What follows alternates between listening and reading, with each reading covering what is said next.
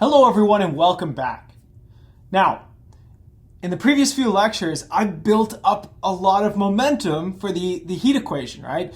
We figured out how to derive it, we talked about boundary conditions, we even solved it a little bit with equilibrium temperature distributions, we talked about its theoretical properties, its linearity, but it's taken me a long time to actually solve the equation. So that's what I'm going to do in this lecture. I'm going to solve the heat equation with Dirichlet boundary conditions. Now, this is probably what you've been waiting for a long time, right? This is sort of the purpose of a PDE's class, is to solve these partial differential equations. And let me tell you, you're going to get sick of solving them very quickly because we are going to do a lot of lectures coming up on all the different ways that you can solve the heat equation under all the different circumstances. And the purpose for this is to, again, build ourselves up to a place where we can get to a theoretical understanding of the properties of the heat equation. This is eventually going to lead us to Fourier series, sine and cosine series, all of the sort of theory that underlies this. But for now, let's do some plugging and chugging and let's actually solve this thing so we can see what the solution looks like. Now, I'm going to use a method called separation of variables, and I'm going to look at the case of Dirichlet boundary conditions. So let's take a look at this. Heat equation. I'm going to do it in a simple setting. So no sources of heat, a homogeneous rod, K is just a constant here. I'm going to consider myself on a spatial domain from 0 to L in X. Of course, I want time to go forward. And again, the equation is incomplete unless you give me boundary conditions. So a whole bunch of different boundary conditions. I said today I'm going to use Dirichlet boundary conditions. So at 0, the temperature is going to be fixed at 0. Similarly, at the other end of the rod, the temperature is also going to be fixed at 0. These are the boundary conditions. So the BCs. Okay, so take a look at this. These are linear boundary conditions, a linear equation. They are homogeneous, a homogeneous equation. And one more thing that I need is my initial condition. I am going to prescribe some initial temperature distribution. I'll just call it f of x for now, because it's not going to really matter, okay? We're going to get to that at the very end. But here's what we're going to do. We're going to use separation of variables to solve this partial differential equation. Now, separation of variables, very descriptive name. Separate out the variables. What are the variables that I have in my equation? X and t. So here's the thing I'm going to do. Set u equal to, and I'm going to use the notation from Haberman's book here, so phi of x and g of t. Now, this means that I am going to search for solutions that are functions of x and t that can be separated out. It's a function of x multiplied by a function of t. One time while I was teaching this class, somebody asked me, is it possible that you are missing other solutions? Now, the answer to that actually turns out to be no. But the reasoning for it is very, very complicated, as we're going to see as we get into Fourier series. Now, separation of variables only works in very idealized settings. So for example, in our case, we have a homogeneous linear equation. We have it posed on a line. If you do this in higher dimensions, separation of variables doesn't always work. So again, idealized setting, but I still want you to be able to see the solution here so that you can understand get some feel for what a solution to a partial differential equation will look like. Okay. Under this restriction, if I take a time derivative of u, what do I get? Well, phi doesn't change in u, so it stays the same. And I get, let's just say g prime of t, okay? I'm just going to use regular old notation for derivatives here. And similarly, if I take two derivatives in space, then I get two derivatives of phi, and g doesn't change. So then what does this mean for my partial differential equation? Well, let's put in these two pieces that we know. So I get phi of x times g prime of t is equal to k times phi double prime of x times g of t. Okay, so time derivative is equal to a constant multiple of the second space derivative. And here's what we do. This is where the separation comes into play. Because the fact that we were able to separate, or we assumed that we could separate out the variables, means that I could divide off g and divide off phi, and I could get this. I could get g prime of t is equal to over k of g of t is equal to phi double prime of x over phi of x. Okay, so I took the k onto the left-hand side with the time derivative piece. Doesn't really matter where you take it. This is sort of convention to put it with time. But take a look at this. The left-hand side varies with t, where the right-hand side varies with x. Okay? These are two completely different variables. I can choose any value for x. I can choose any value for t. This ratio has to be equal all the time. So, for example, if I take t equal to 1, every value of x between 0 and L has to give exactly the same ratio as if I took t equal to 2 or 5 or pi to the pi to the pi to the pi, right? So that means the only way that two functions of completely different variables can ever be equal to each other is if they're constant. They actually don't vary in x or t. So that means that they have to be equal to some number lambda. And again, by convention, I'm going to put minus lambda here, okay? So you'll see sort of why we do these things. We just do it to keep our life simple, all right? I know what to do here. I know that it's better to put the k down here. I know that it's better to put a minus here, okay? So you're going to have to trust me on this. But this gives me two equations. So let's take a look at what my two equations become here. Well, the first one, so 1 is g prime over kg is equal to minus lambda, which is the same as g prime is equal to minus lambda k times g. That's an ordinary differential equation in t. And my second equation is phi double prime of x is equal to minus lambda phi. Again, what separation of variables did is turn this into an ordinary differential equation problem. That's why I said that you should probably know ordinary differential equations before coming to this. And really, this is kind of how we attack a lot of PDEs. We try to turn them into ODEs because we can solve ODEs much better than we can with PDEs. So let's do it. Let's solve. So let's do solving for g. Okay. Well, this is a fairly easy thing to do, right? All I need to do, this is an ordinary differential equation. It's a separable equation. You could easily figure out what the solution to this thing is. I'm going to let you maybe brush up on some skills here. It is a constant multiple of e to the minus kt. Okay? And this is going to work for all c and r. Any constant multiple is going to be a solution here. Sorry, and I forgot a lambda. Of course. Minus lambda.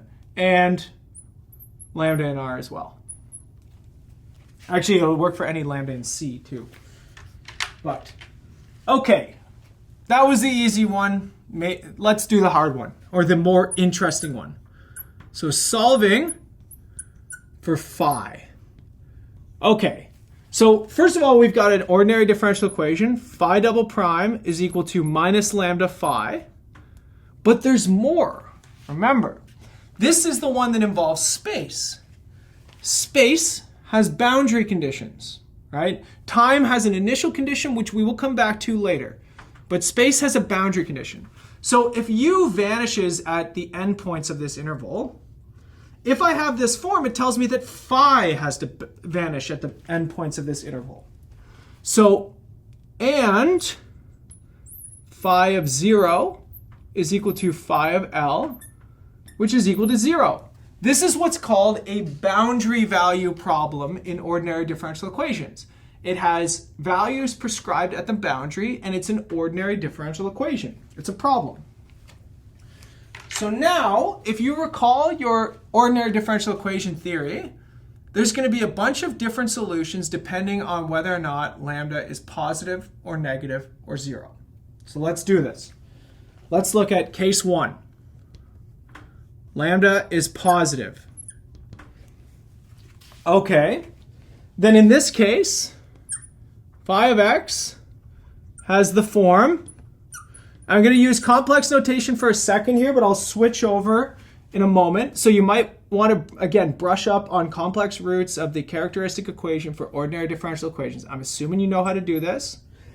But it's going to be e to the plus or minus I times the square root of lambda x. Which, again, we typically don't like to have complex solutions to ordinary differential equations because we're interested in real solutions. This means that we can write it in terms of sines and cosines. Root lambda x plus c2 sine of root lambda x. Now, I've got c1 and c2 here, but I've also got boundary conditions that I can prescribe. So, the boundary conditions, well, phi of 0 equal to 0. This tells me immediately, so sine is going to disappear, and I got c1. It tells me c1 has to be 0. Okay, so that's interesting. It tells me any solution when lambda is positive has to be just sines. And actually, if I look at the other piece here, well, this gives me that c2 sine of root lambda L is equal to 0. Now, one possibility is just taking c2 equal to 0, but that would be a pretty boring solution, right? Phi is just 0. So we want to try and avoid that. We would like to ask ourselves, well, is there a way that we can overcome this sort of degeneracy? And the answer is yes, right? The answer is by solving the sine equal to 0. And in fact, that prescribes lambda for us, right? Because that means that lambda times L has to be a multiple of pi. So let's see this. Root lambda L is equal to n times pi for n equal to, so if n's equal to 0, this is just 0, so it's not interesting. So we're going to do 1, 2, 3, all the way up, okay? And again, root lambda is positive, L is positive, so I'm only considering positive integers here.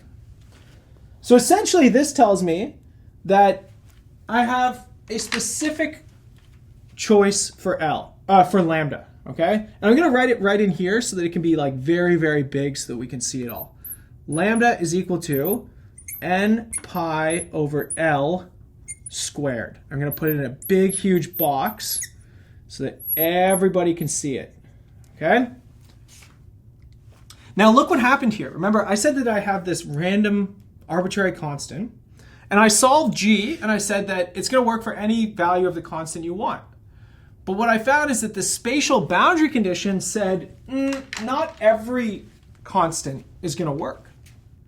In fact, it can only be these ones. There's infinitely many of them, but they are discrete, right? For each value of n, I get a different solution here.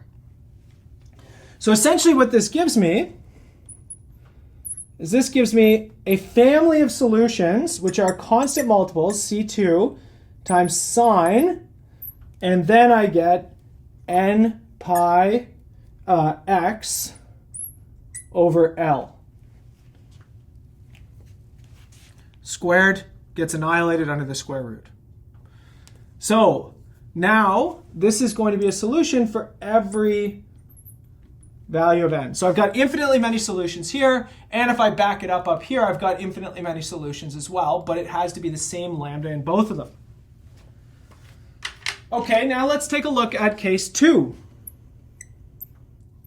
Lambda's equal to 0. Okay, in this case, if lambda is 0, I get phi double prime is equal to 0. Again, you can just integrate this. It's very similar to what we did with the equilibrium temperature distributions. I'll just use C1 and C2 again. But essentially, when you apply the boundary conditions, so you do phi of 0 is equal to 0, this gives you C1 is equal to 0, and phi of L is equal to 0 gives you C2 is equal to 0. So if lambda is 0, this thing is useless. It's not a solution, okay? So we never have to consider the case where lambda is 0. So I'm just going to put like a big X here to say not useful for us. So of the two cases we've looked at, only one of them gave us solutions to the equation that match our boundary conditions. If we apply boundary conditions to this case, we get 0, which is not an interesting solution, right? Because then this is just the temperature is 0. Last case, of course, lambda is less than 0. In this case, the solutions look like this. Phi of x is C1e. So they're now exponential solutions. Minus lambda x, minus here. Okay? Now, I'm going to leave this as an exercise for you, but you can very easily check that the boundary conditions, again, force you to have C1 and C2 equal to 0. So actually, this is not possible either. Okay? So that means that of the three cases for lambda, only one of them gives a solution to your partial differential equation. And that is when lambda is positive, and in particular when it's at these exact discrete values. So let's do a summary. We get solutions that look like this, okay? So we get a solution for every value of n, we get a solution that looks like this. Let's put C sub n here, because I get a different one for every single n. I can have a different constant for any value of n. And it's going to be, let me write this a little bit lower so that I've got lots of space here. This is equal to C sub n. Now, remember, it was phi of x times g of t here. So phi of x sine n pi x over L, sine of n pi x over L, and then times e to the minus k n pi over L squared t. So that's pretty interesting, right? What should you notice about this? Well, first of all, this is for every n. And what's something interesting about this? Well, I haven't applied the initial conditions yet, so let's leave that alone. But look what happens. Everything just wiggles in space, right? They're just waves.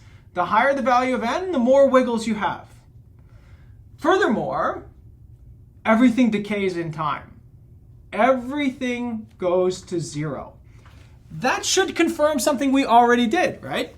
Because we already saw with equilibrium temperature distributions that we expected everything to evolve to equilibrium, which was the 0 solution. We can see it right here. In fact, we can see something even cooler. We can see that the more wiggles you have, the faster you disappear, right? Because this exponent is going to be way bigger. So if you have lots and lots of wiggles, the heat equation says, get out of here faster, right? It suppresses these deviations. The more wiggly your solution is, the faster it disappears on you. So the question is, how does one apply initial conditions? Well, let's do just a simple little example before we do something more interesting. Well, I could do an initial condition that looks like this. x0 is equal to, let's look at something with some wiggles, 3 pi x over L. So, essentially here, you can see that the initial thing, it varies, goes through 3 periods over the rod, okay, of up and down. And essentially, you can see that the solution that this is going to identify, if you set t equal to 0 in here, you're going to get what? So at t equal to 0, we get, well, which solution are we going to get? We're going to get the one with n equal to 3 wiggles, and Cn, which is now C3, is equal to 4. So now my true solution to my heat equation is going to be 4 sine 3 pi x over L e to the minus k, what do we have? 3 pi over L squared t. Let's look at another initial condition. Okay, here's another example. Let's look at this initial condition. U of x comma 0 is equal to, let's do the same one, 4 of sine 3 pi x over L, but then plus 7 sine of 8 pi x, over L. Okay, so the question is, for a specific value of n, you don't get, this form for the solution, right? We just saw that each un solution has just one sine mode in it. This has 2. But this is the n equal to 3 sine mode. This is the n equal to 8 sine mode. Now maybe you'll remember from the last lecture that we have a thing called the principle of superposition. And it says that if you have individual solutions to the heat equation, you can add them together to get another solution. So for example, we could identify an individual solution with this as the initial condition. We can do the same thing that we just did and find an initial condition or solution with this initial condition and put them together. So in this case, the true solution to the heat equation with this initial condition is going to be this. 4 sine 3 pi x over L e to the minus k 3 pi over L squared. I'm purposely not expanding this because it's just a lot to expand. Plus 7 sine 8 pi x over L e to the minus k 8 pi over L squared t. Here's the solution with that initial condition. Here's the solution with that initial condition. Principle of superposition says go ahead and add them together. You get a solution. And if you set t equal to 0, there's your initial condition right there. Now, more generally, so in general, this means that we could just keep adding in more sine modes, and you could actually just say this. You could say that a very general way of writing the solution to my heat equation could just be summing up all of those sine modes that I just looked at. So I'm going to say n greater than or equal to 1. So this is from n to 1 to infinity. Sometimes I just kind of get lazy and I do this. You have a constant multiple. I'll call it c sub n sine n pi x over L e to the minus k. This is n. I'm looking at the one above it. N pi over L squared t. So basically what I did is I took every value of every solution in n, I added them all together. Now I got an infinite sum. Now you have to be very, very careful here. Infinite sums of functions, or just infinite sums in general, are very complicated, right? They don't necessarily converge. So for the time being, before we get more into the theory of all of this stuff, we'll assume that infinitely many of these are 0. Okay? That means that I'm actually only summing up finitely many modes. I'm just going to determine which modes I'm going to sum up for now. Okay, so we're not going to deal with convergence yet. We're going to come back to that when we start talking about Fourier series. But the question is, maybe, how does one actually figure out what these CNs are, right? So these CNs, they are determined by the initial condition, right? The 4 here, that was the C3 term. The 7 here, that was the C8 term. They were determined by the initial condition. So the question is, how can I do it in general? What if I don't have an initial condition that has, clearly distinguished modes in it? What if it's, X or something like that? Well, we can use what's called the orthogonality. So orthogonality of sine functions. Again, this is going to get us closer to Fourier series and Fourier theory. But we're going to use the orthogonality of sines. Now, orthogonality, that's just math speak for perpendicular, meets at a right angle. Now, we're going to talk about orthogonality of functions, though. And this comes from this property right here.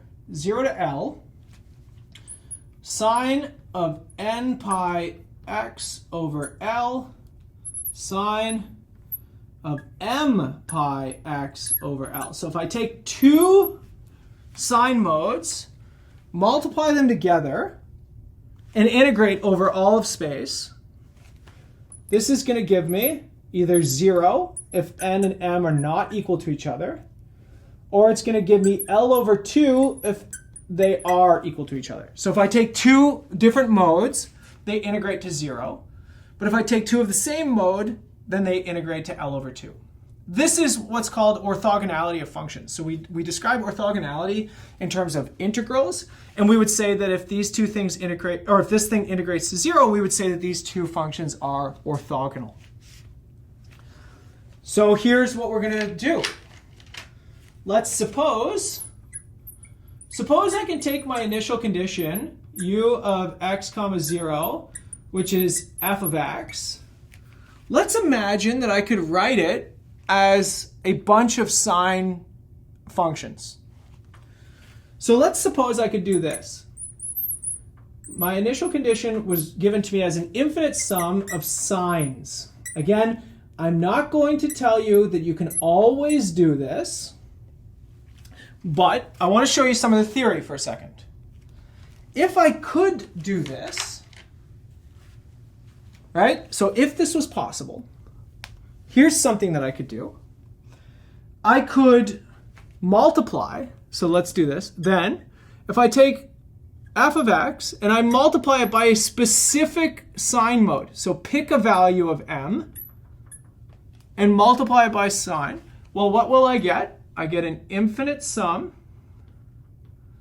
Cn sine n pi over xl, sine m pi over xl. Okay. But take a look at this right here. Kind of looks like what I have in here.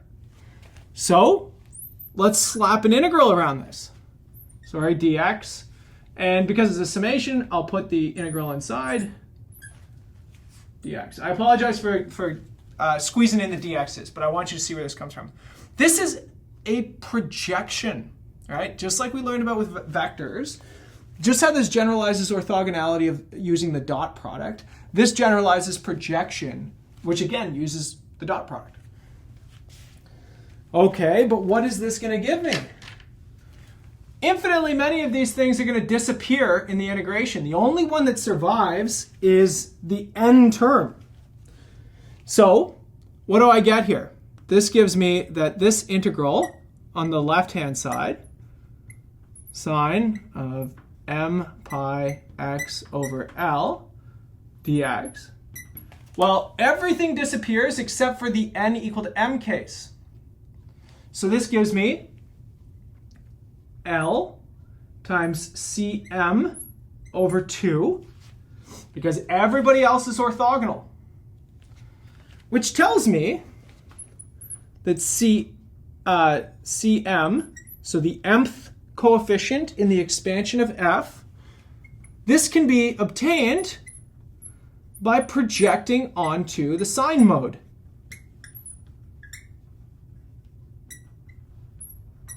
You can do that for any value of m, and that means that you can determine every coefficient in this expansion. So what did I just show you?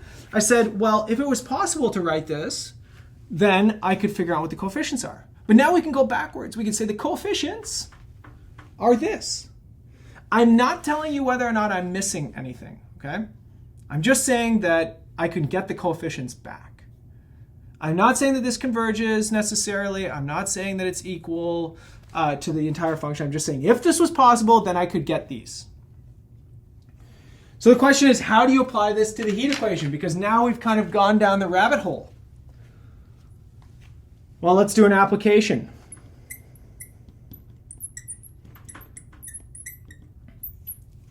Here's my initial temperature distribution, okay?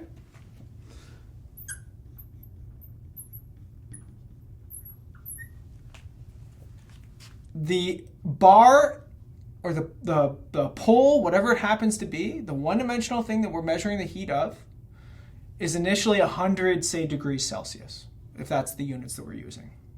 Everywhere. Okay. Well, this implies that f of x is equal to 100, which gives that c. I'm going to use n because I like to use n instead. The only thing that changes is this and this right here. Well, I can determine each coefficient in the span, or in this expansion, and I get 0 to L of 100. That's f of x. Sine of n pi x over L, which is it's a cute little integration that you can do on your own. You can easily check, and you should easily check, that this thing gives you 0 if n is even. And it gives you 400 over n pi if n is odd. And so, my solution to my heat equation now is, again, I'm using equal sign very informally here, right? I don't know if it converges yet, but you can take my word. We're going to learn it, and okay, it does. But now I'm only summing up the odd terms. Let's use m for this. So m equal to 0 to infinity, and this comes from the fact that I'm only doing odd terms, so it's 400 over 2m plus 1 pi. That's my c terms. Look at odd only. Sine of 2m plus 1 pi x over L and e to the minus k 2m plus 1 where are we, pi. Lots of horrible symbols, but who cares? That's the solution of the heat equation. Infinite summation, again, we're going to take that with a grain of salt, but you're smart people, you're watching this, you understand what I'm doing here. The basic principle is that we can use the orthogonality of the sines to get initial conditions put back into this infinite summation of the solution. Okay, when we come back in the next video, we're going to do another separation of variables application, but with different boundary conditions. And what you should probably notice is that boundary conditions influenced what kinds of expansions I have. The only reason I get to use orthogonality of sines is because I used Dirichlet conditions. That was the vanishing at 0 at the endpoints. Next application is going to be with Neumann conditions. The derivatives vanish at the endpoints. So I'll see you all in the next video, everybody.